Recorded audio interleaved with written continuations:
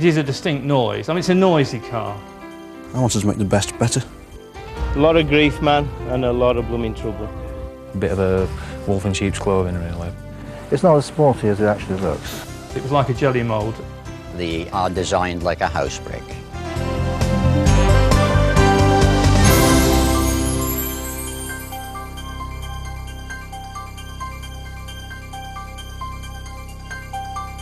The whole story about Volkswagen really began as the inspiration of one man, and that man was Professor Ferdinand Porsche. This is not the Porsche mainly responsible for the Porsche cars, it's the father.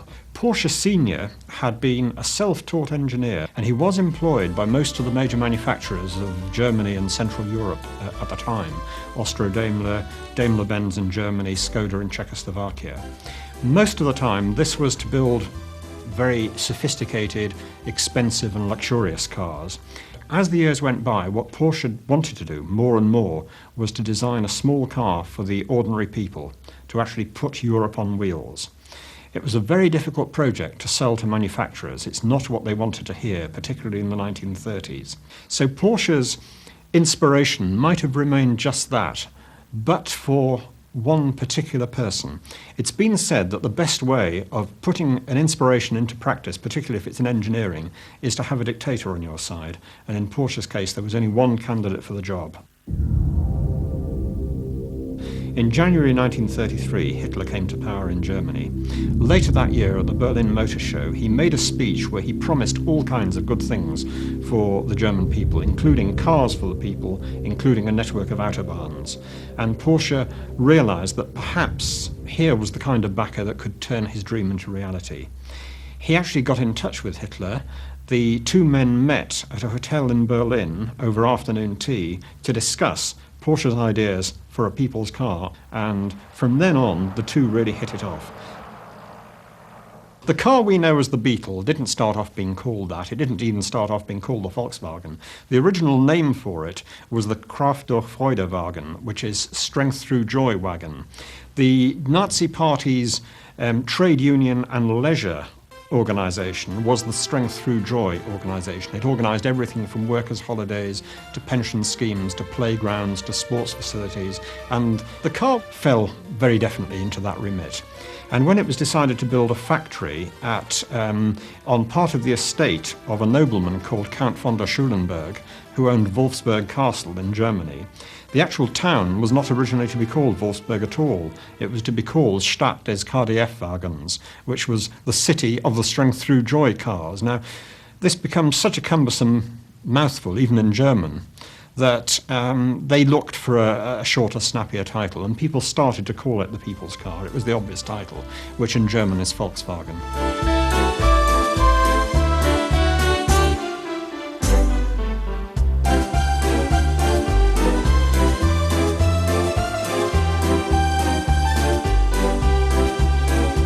The reason the Beetle became such a byword for reliability is that having a dictator backing something means you can get resources that normal car manufacturers at that time could never afford.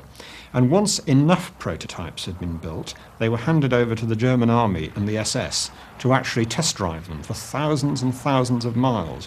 One by one, the inevitable bugs that any new design has were identified, they were traced, and they were cured. So that when the Beetle was actually ready to be sold to the German public, who had been saving stamps on cards to actually buy these cars, the car was as near perfect in terms of reliability as it could be. Sadly, although things seemed to be going so well, time was running out for the Volkswagen and the people who'd been saving up for it. Not one production car emerged from the new factory before war began. The Beetle during the war emerged in a completely different form, an open, slab-sided, Jeep-like vehicle, which was the German Army's Jeep. They called it the Kubelwagen, the bucket wagon. It was a brilliant success as a cheap utility military vehicle.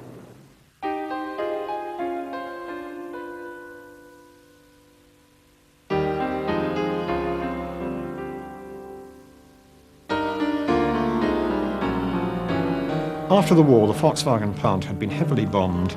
Only parts of it were still standing. The main priority for the people who worked there was to produce something so that they could earn money to keep alive.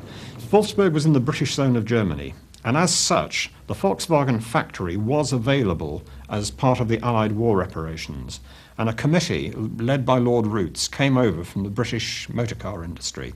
They were actually offered by the British occupation authorities the chance to buy the Volkswagen Beetle, the factory, and the entire organisation for £3 million. They turned it down. The main thing that turned them off the idea was the design of the Beetle. They said it was hopeless. It had the engine at the wrong end. They didn't like the individuality of it. It was totally different from the kind of cars they produced themselves.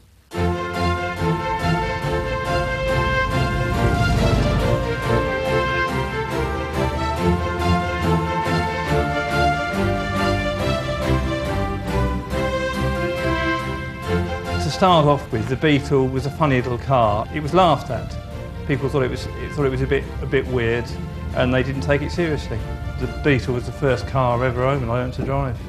I wanted a Beetle desperately and couldn't afford a new one. And so I found a good second-hand one and it went from there. And I've now owned probably over 200 Beetles throughout my life. And I'm still buying them. I've got Beetles starting at 1952 and running through more or less for every year they made them through 1976. There's lots of people like me, I'm not the only one. It's a very infectious enthusiasm. If I could take the cure, I would save myself an awful lot of money.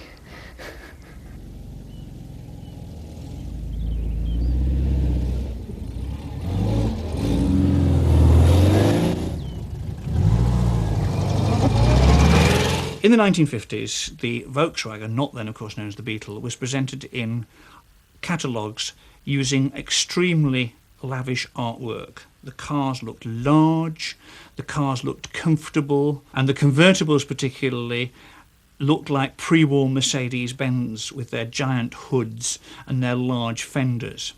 They were presenting this comfortable lifestyle, which rather sinisterly links back to Hitler's original presentation in 1938, where there is a cover of a magazine which shows a family driving a rather bloated-looking Volkswagen, in the background of which is a swastika. The swastika was, needless to say, deleted in 50s literature.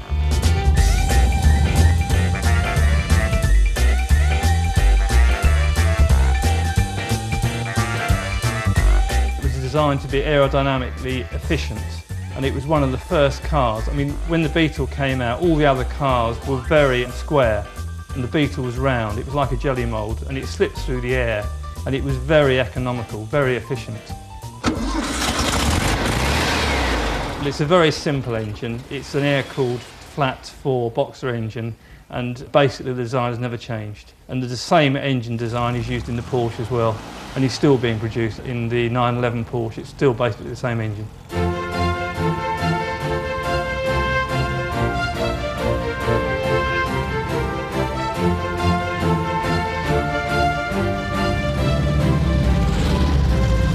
It is a distinct noise. I mean, it's a noisy car. I mean, there's no doubt about that. The earlier ones had very little soundproofing in it, and because it was an air-cooled engine, it's like a motorbike. And it is a noisy engine, but that's something you have to put up with. You don't have to worry about it freezing up or boiling over, because it is air-cooled and there's plenty of air. You're never short of air. There's plenty out there. In the late 60s, the Beetle had been around for 30 years and couldn't be treated as a serious car. The word Beetle was used as the heading for the brochures for the first time, and we start having jokes against itself. Slogans like "it only changes for the better" carried right through to the end of the Beetle. The Beetle's biggest problem, as buyers began to get more affluent and more choosy, was its lack of individuality. They all basically looked the same. Where some people could actually customise their Beetles, a lot of people had the money to buy something different and wanted something different. They didn't have the time or resources to do it themselves. It was this market that Volkswagen produced the Karmann gear Volkswagens to cater for.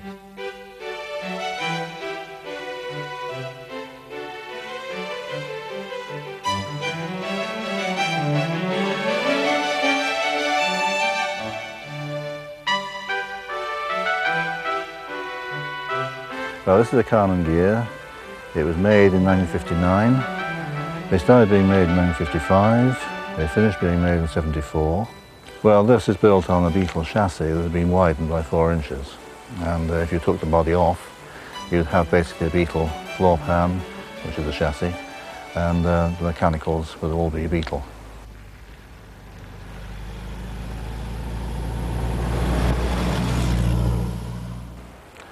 It's not as sporty as it actually looks. It's a streamlined body, it's very nice, attractive. It moves faster than the Beetle because of that.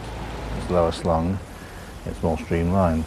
But depending on what size engine you've got, working through from a 12 or 2 sorts of 12, 100, you have a 13, a 15, a 16. The bigger the engine, the more response you get. The smaller engine, you nervous at hills, you have to change down fairly soon unless you have a run at them. But it's a very pleasant car to drive, very satisfying.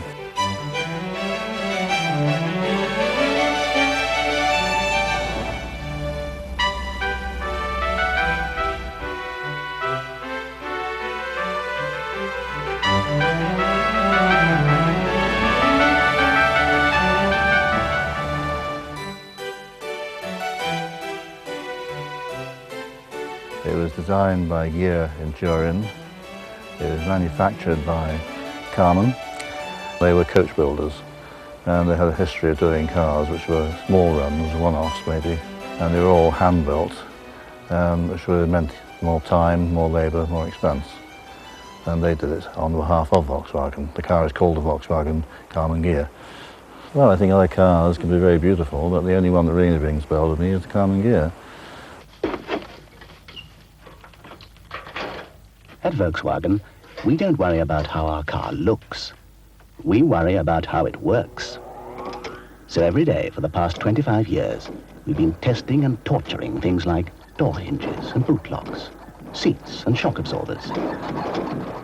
No other car has gone through so much for so little. The thing about Porsche's design for the Beetle was that he put most of the strength into the bottom of the car for good sound engineering reasons. That meant that it didn't matter very much what you built on top. It could be something as individual, as luxurious, as beautiful as a Carman Gear coupe, or it could be something much more utilitarian. A vehicle that was slab-sided, it was undramatic, it wasn't particularly beautiful, but it was very efficient at what it did. In the 1960s, a very new type of Volkswagen made its appearance that was going to become, in its way, quite as successful as the Beetle. This was the Volkswagen camper van. It looked totally different from the Beetle, but it shared the same engineering heritage.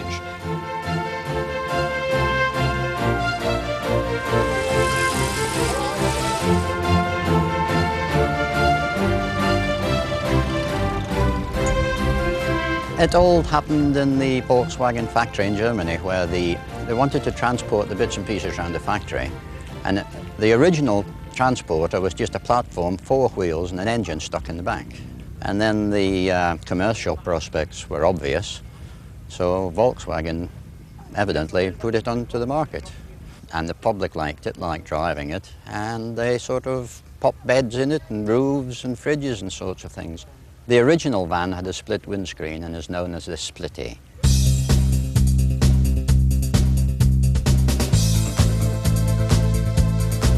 This is my van, Tango, right?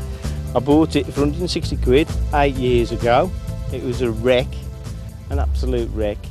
I drove it around for about 4 to 5 years and it got worse. So then I took it all apart, right back down to bare metal, chopped all the rust out, all the way around, even underneath. New chassis. A lot of grief, man, and a lot of blooming trouble. A lot of money, a lot of hassle, a lot of aggro, nearly divorced. But it's nice now, eh? You know what I mean? It's worth it because, I don't know, it's just good weekends, good for fun. That's what we do. That van over there, that's what they do look like. This is what they should look like.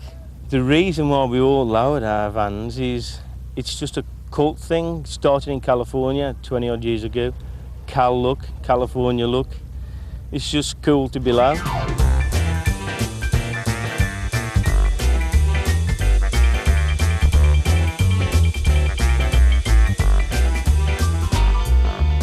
It arrived at exactly the right time. The Beetle itself was already popular in America. People were having more and more leisure time, and they were concerned with getting out and about and making the best use of that leisure. Camping, surfing, touring, all these sort of things called for a vehicle that wouldn't let you down wherever you were. It was a vehicle that was cheap to buy and cheap to run. It was a vehicle that you could pack a lot of people and a lot of kit into to go anywhere you wanted, to do virtually anything you liked. It's hardly surprising, given that sort of pedigree, it took off. The next version, which was the 70s, was the bay window. Now the bay window had different variations, larger engine, different shaped windscreen, no different interior. It's a Type 2 Devon conversion bay window camper. So I've had it for about 5 years now. Its original life, it started off as a yellowy colour, but we opted out for this colour because it's a bit more, upmarket, so it looked better. This is Bob. We call him Bob, our Bob. Originally he was called Bob because he was the big orange bus, but now he's just the big old bus. Yeah, we just love him, and our kids love him too. And some of their other friends sort of say, oh, next time you go to the seaside, could we go with you? Because they just want to be seen in it now, and it's great fun. You're passing other people on the road with Volkswagens, the campers, and they always acknowledge you. And if you're in trouble, if you have to, stop for some reason, they will always stop and help you. They're really great. It's a great crowd, and it's nice to be a part of it.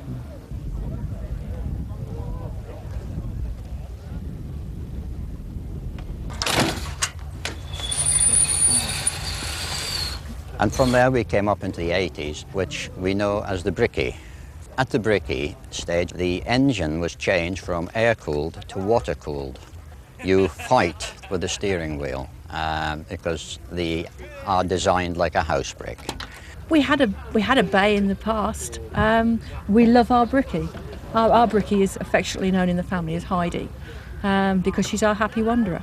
But we love her. She's done some many hundreds and thousands of miles with us, and she's great. We love the camper van because we can go completely as a totally enclosed environment. We take our little holiday cottage with us, if you like. She has everything from a fridge full of food and our bedding and our waterproofs. We can go to any sort of event and we're there. We can meet people. You can make a cup of coffee or you can put a plaster on somebody's knee. It really doesn't matter. You've got a total little home with you. You're utterly self-contained and you just sort of have wheels will travel. It's marvellous. In the beginning, Volkswagen built the Beetle, the original small car. They then built the Golf. It may not have been the first hatchback, but it was the first really successful hatchback. This is the man who put 1 million on black, and it came up red.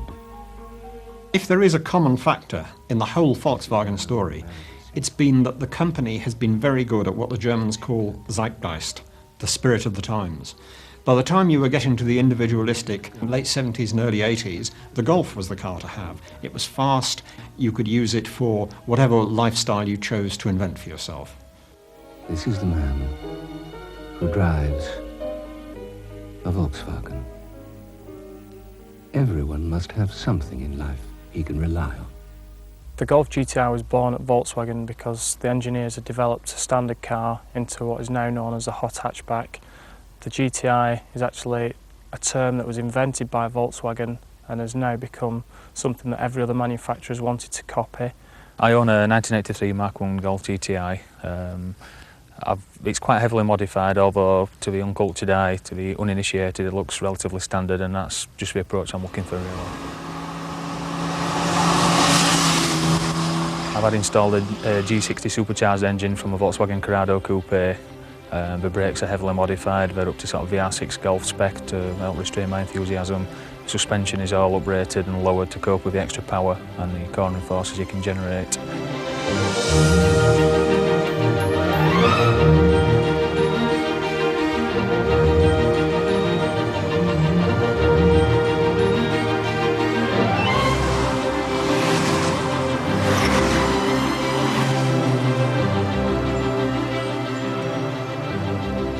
The early Golf GTI was marketed rather hesitantly.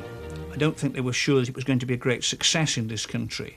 and as a result it appears merely as the top model in the Volkswagen Golf range. And so you look through all the dull L's and lower versions and you find just 2 pages on the Golf GTI. By the mid-80s, the Golf as a fashion icon, as a statement of having arrived, was so important, and the prestige of the Golf GTI was so important, that they presented it in completely new catalogues entirely on its own. Not only did the GTI itself become a cult car, the advertising became cult advertising. The whole series of If Only Everything in Life Was as Reliable as a Volkswagen. It's here today and gone tomorrow, but the world goes on the same.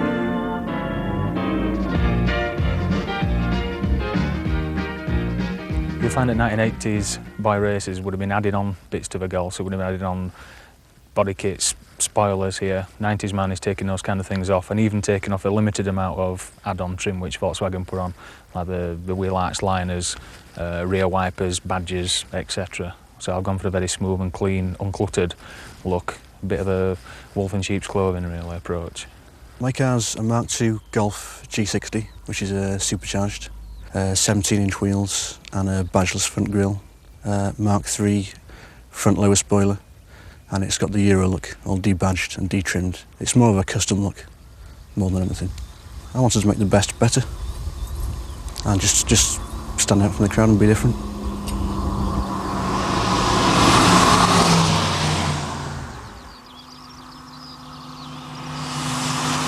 With Mark III Golfs now, they've been out about 4 years, but you won't see another one that's been modified in this way really. You'll see them all with big wheels and lowering suspension, and that's about it really. No one's willing to spend serious money really to strip it all down and do a unique colour and everything, so but up to now this is the only one I've seen that's been modified this way. I'll try to be different anyway, especially with a colour like this anyway.